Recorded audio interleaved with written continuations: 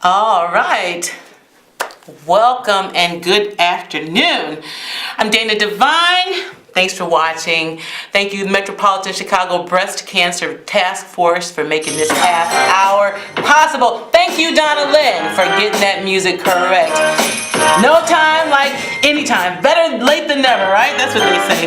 This next half hour is going to be amazing. And first, a little back history. The task force is a non-profit organization, and we're in the business of free mammograms for uninsured or underinsured or simply unsure women here in the Chicago metropolitan area. If you need us, we're here for you. You can give us a call right now, 312-942-3368, or you can visit ChicagoBreastCancer.org. Got it, it's right there. Write it down. We're waiting for you. And now what you do is get your phones out and take a shot of that screen. All right.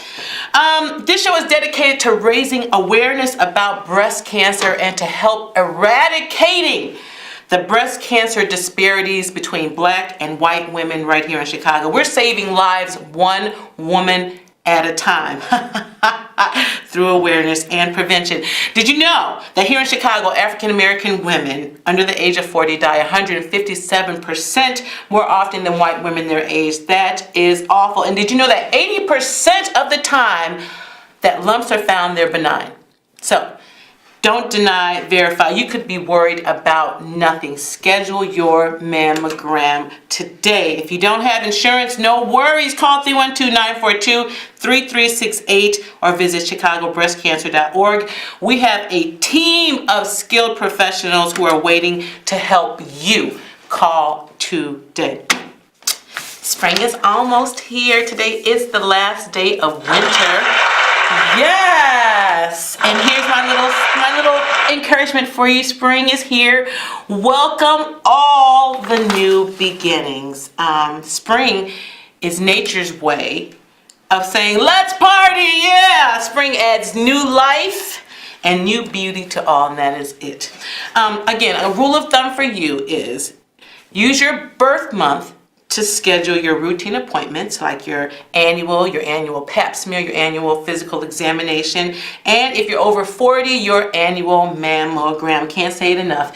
If you're under 40, then you still have to attend your annual examinations. You have to be self-breast aware and definitely know your family's history. Okay, it's 2019, no excuses, don't deny, verify. We're a call-in show. If you have anything, or if you want to join this conversation, if you have anything relevant to say, please give us a call, 312-738-1060, 738-1060. So, today, now last month, we had a call-in from a caller who said that they would be here today, right? I'm just going to set it up like this. This caller called in and had a comment to make, all right? Now, I know many times we think of breast cancer, we think of women. But today we're going to address the brothers. You may be thinking, men don't have breasts, so how can they get breast cancer? Well, the truth is, boys and girls, men and women, all have breast tissue. So, breast cancer is rare in men. It's a rare disease. Less than 1% of all breast cancers occur in men. In 2019, about 2,600 men are expected to be diagnosed with the breast cancer disease. And for men, the lifetime risk of being diagnosed with breast cancer is about 1 in 1,000. But right here in Chicago, I know 5 men who have been diagnosed with breast cancer. And one survivor is here with us today. And his name is Quan Jackson. Let's meet him right now. Yes! Finally here. I know what you're thinking. A picture of health. A picture of health, and when I look at you, I certainly don't see illness. Yes, a lot of people say that all the time. You know, they have this misconception of how someone looks on the outside, but the feeling on the inside is kind of difficult. Every day it's hard. It's very, very hard. Well, we can get started. Let's dive right on in. Quan Jackson. So every day is very, very hard. You know, I'm a survivor as well, so I definitely understand that struggle. But obviously for you, there is just a whole nother level to the treatment and all of that. You have to spend your time in the women's side of the clinic. Of course. But can we start from the beginning? Okay. Let's start from the beginning because so many people right now just cannot even believe that men get breast cancer. Can you tell them that it's possible? Yes, it is very, very possible, and it's true. It starts off with not believing it at first. You know, you get a lump and you feel this lump in your chest and you say, wow, maybe it'll go away, but it doesn't. It stays there for almost 6 months to a year. Then you have someone else tell you that you got to go to the hospital and get a biopsy or checked out. Like I said before, I waited almost a year I discovered my lump in my chest in late 2015. Of course, the regular routine, you take a shower, and then you feel the lump and everything else, and you're like, wow, what is this? And then you ignore it. You hope that it goes away, and it doesn't. You try to hide it. You stop taking off your shirt. You're a little embarrassed, whatever. The lump gets bigger and bigger, and then you start feeling irritated in that one particular area. And that's how, when I started getting sick, I was like, wow, it's time to go see the doctor. So, when you initially noticed the lump and it started changing in size, did it start changing in size? Yes. And did you at that point even think, what were you thinking? Just an infection? I felt that it would go away. I felt that the lump was going to go away on its own. I mean, I was the person who went to CVS pharmacy and I got some Advil, some home remedies and stuff like that. I felt that it was going to go away because of the over-the-counter medicine, but it didn't. So you ultimately went to see your just a regular doctor, just right. a general doctor. Basically, it took a while for the doctor to see me, and when his nurse asked me to take off my shirt, she noticed that the lump looked kind of familiar, and basically she said, "Oh, I know exactly what this is." Did she? Wow. She told me, "I don't want to scare you, but it might be what I think it is." I'm like, "What?" She said, "I'm not going to say anything." So when she gave me my physical and she scheduled me for a biopsy, and this is the nurse, or you mean the doctor? the nurse had to schedule me. The doctor came in, he looked at it, and he said, "Schedule for a biopsy." He was so physical with it. He touched the lump and he moved it. And it was attached to the inside of it was attached to the inside of the nipple. And when he moved it, I was like, oh man, that's painful. He said, oh, okay, it's biopsy. He was a foreign doctor, real physical too. I just remember like it was yesterday, Of course. It was embarrassing. Embarrassing? Yeah. It was the most embarrassing experience ever. And then, of course, a week later, he scheduled me for a biopsy. And I waited 2 days for the results, and the nurse called me, not the doctor, and told me what I had. And that was my journey, the beginning of my journey. I have a thing about that phone call, huh? Isn't that just disturbing? Would you rather have a phone call or an appointment, I'd rather go in. Yeah, that phone call is something else. Okay, so you go in and can you tell us about the type of cancer that it was? It's male carcinoma breast cancer. It's very aggressive. It's they basically, the team of doctors that was in the room with the doctor. It was an oncologist. It was a radiologist. And they all told me that if I didn't have a mastectomy and go through treatment, I would probably die within a year. And if I have a lumpectomy, which I did have a lumpectomy, it will come back. And they were right, it did come back last year, January 23rd. So I will be a survivor one day, like you, and I'll get there. So let's back that up, because you said a lot right there. Okay. So you were diagnosed. You opted for a lumpectomy instead of a mastectomy. And for what, did they not get it all? The margins weren't clean, or did it just cells rejuvenated? Basically, the cells just rejuvenated. A lump came back, and the knot is there, and it feels like the beginning stages of what it was in 2015, early summer of 2015. There's a knot, there's a lump there. Again, and like I said before, the doctors were saying that you should have had a vasectomy. They gave me all the percentage of what I should have done, how I should do it, and they made it sound so easy. Even in the last minute, I believe 30 minutes before the lumpectomy, the surgery for lumpectomy, they wanted me to sign some documents that I changed my mind for the mastectomy. I said no. I didn't want it. So even in hindsight, when you they said that a lumpectomy increases your chances of cancer returning, and it did return. Yeah. Even in hindsight, would you have elected for a lumpectomy? I would have done the same thing. I would have never changed it. Okay, so that takes us to a probably a different question. Okay. Which is, why not? You know what? My grandmother, in 2006, she had a mastectomy, and after her mastectomy, she passed away 6 months later. They gave her all the options and everything else, and still, her body was, I'm not going to say destroyed, but her body was changed. It was different.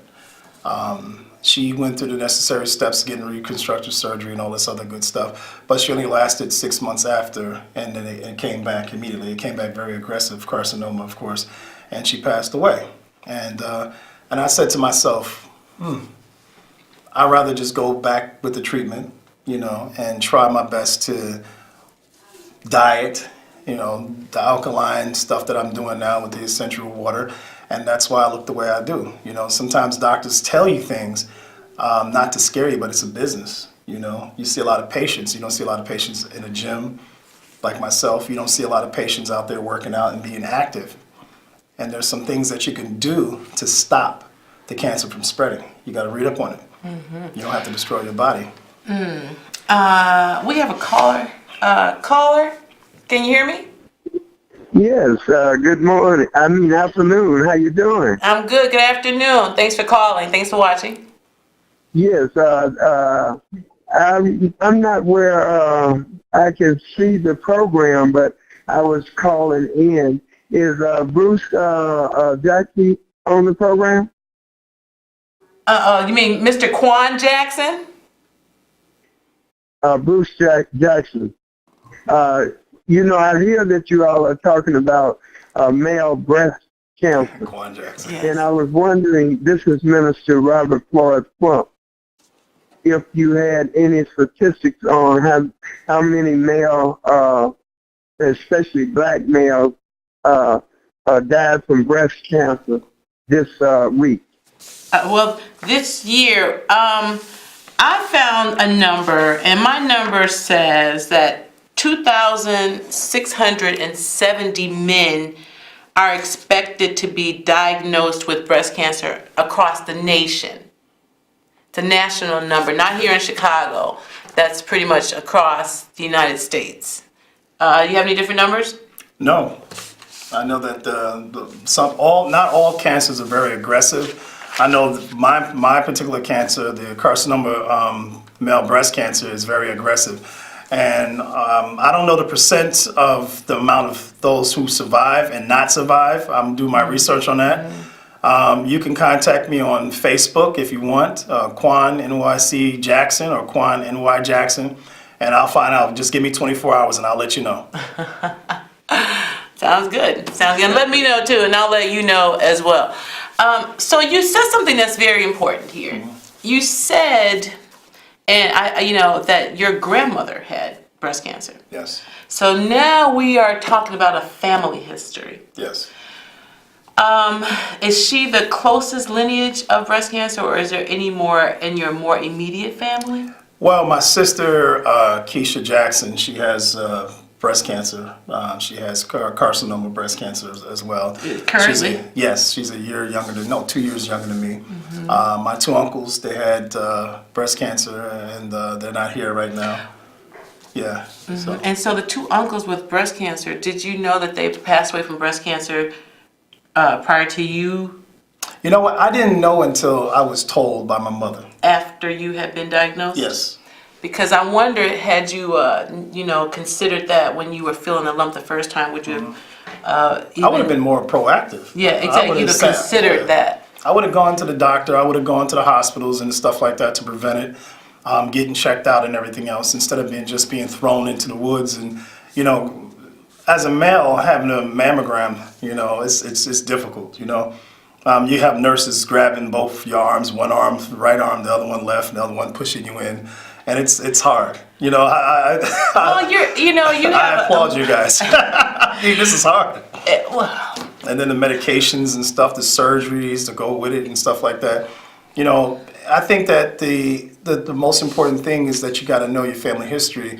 And for me, I'm a former foster child from New York. I was awarded to the state of New York, so I left my family very early. So I didn't know the history until something like this. I told my mom about it. We stay in contact now. Over the years, we reconnected, but when I told her, she was telling me a spiel about everybody in the family. So, I mean, if you didn't hear that, hear it again. You have got to be proactive in understanding, knowing, and learning your family history. And I'm going to put this up again for you guys, and please, somebody write this down, take a picture, call two friends, because men are also diagnosed with breast cancer. If you are suspect, don't deny, verify. You can give us a call right now. We have a team of Latina-speaking navigators waiting on you. It's the Metropolitan Chicago Breast Cancer Task Force right here, 300 South Ashland in Chicago, 312-942-3368. Or you can go online, chicagobreastcancer.org. Get your phone out, take a screenshot of this picture, share this information today. Really, you could very well be saving a life. That's true. So, you've had a lumpectomy. You're currently in treatment? Yes. I go back to the hospital once a month for blood work. I take medications. I take Lovenox shots to the stomach on a daily basis because of blood clots. Cancer breaks down the body. I know you know, since you're a survivor, you've been through it before. I suffer from blood clots. My respiratory system is kind of low. I can't run up the stairs without huffing and puffing. I was going to say, how has your lifestyle changed since? I take things very slow. Yeah, I take things very slow, and I also try to focus on thinking before I move. I used to lift heavy weights. I remember passing out in the gym because I didn't know that the cancer was breaking my body down. And basically, I had to take my time, with a lot of stuff. She said she wants to see those ones. Somebody asked. I mean, this is the look of breast cancer, ladies and gentlemen. You guys continue to stay active. Yes. You can't stop. You have to stay active. Once you stop, a lot of people on my Facebook and Instagram who follows me, they always say, man, you're doing too much. Doing too much like what? You need to slow it down. You need to stop going out. You need to stop working out. You need to stop hitting the weights and stuff like that. If I do that, guess what? Another pulmonary. I suffer from pulmonary embolisms, and I don't feel like suffering from it anymore. They hurt. Right. Okay. So you keep up your lifestyle. I mean, it's working for you. You stay alkaline. I like it. What else have you learned about yourself during this journey? My strength. When I suffered my first pulmonary embolism, I got up and went to the hospital. I'm talking. I'm aware. And explain to them what that is. Oh, okay. Pulmonary embolism basically is when blood clots form in your respiratory system, and it is a blockage. It's almost like someone coming behind you and choking the crap out of you, and then you pass out. You can die from a pulmonary embolism. I had like 8 blood clots in my lungs because I used to travel back and forth home to New York and other places. And I just didn't take the medication and treatment seriously. I stopped taking my medication for a while. And I was in Essence Fest one day, and everybody was walking ahead of me, and I kind of slowed down, like if I was walking up a hill, but it was a flat surface. And Going backwards. And yeah, I was like, man, I'm tired. So when I got home, that's when it hit me, and I passed out. And it's not a fun feeling, you know, when you're waking up in the hospital, you know, and then you have all these things in your arms, and doctors over you and telling you, hey, you suffer from a pulmonary embolism. You're lucky to be here. You know. So okay, so keep working out reduces. Staying active, changing your diet, alkaline all day. You know, alkaline foods, alkaline liquids all day. Just alkaline. Alkaline kills cancer cells, if you didn't know. You know. So you want to stay alkaline. I try to stay alkaline as well. So do you think that, okay, I mean, you got big guns, you're working out every day. So, I mean, if I asked you, I would say, well, did it affect your view of your masculinity, your self-esteem? You know what? It did not affect. I don't see that. It didn't bother me mentally. When I found out I had male carcinoma breast cancer, I really wasn't thinking that. I was thinking survival mode. Right. To be here for my children, my son and daughter, and I wasn't really thinking about self. I was thinking about who I'm going to affect if I'm not here. Right. It could be anybody who's following your journey, whatever.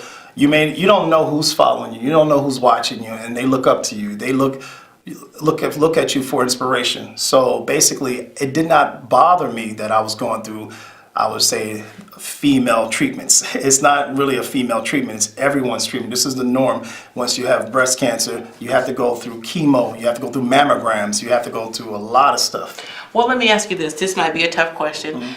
Do you think that you did not elect for a mastectomy and you elected for a lumpectomy because you did not want to have any affect in your male masculinity and your self-esteem? Or is that part of the reason why you didn't elect to do a mastectomy? That's a good question. No, Dana, basically I decided not to have a mastectomy because of what was promised to my grandmother.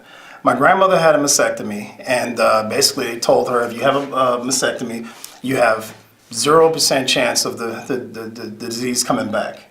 And I remember her telling me this, and I believed her, and she believed the doctors, you know, and then next thing you know, it happened. So I did my own research, and it doesn't matter. It comes back in many places. Like it metastasized into my stomach, and they had to take lumps out of my stomach. So it's like no matter what the doctors say, you can prevent it by steady activity, diet, and treatment. You know, you don't have to go for the gusto, like have a mastectomy. I had a lumpectomy and I feel fine. And you feel fine? I feel great most days when I take my medication. Right.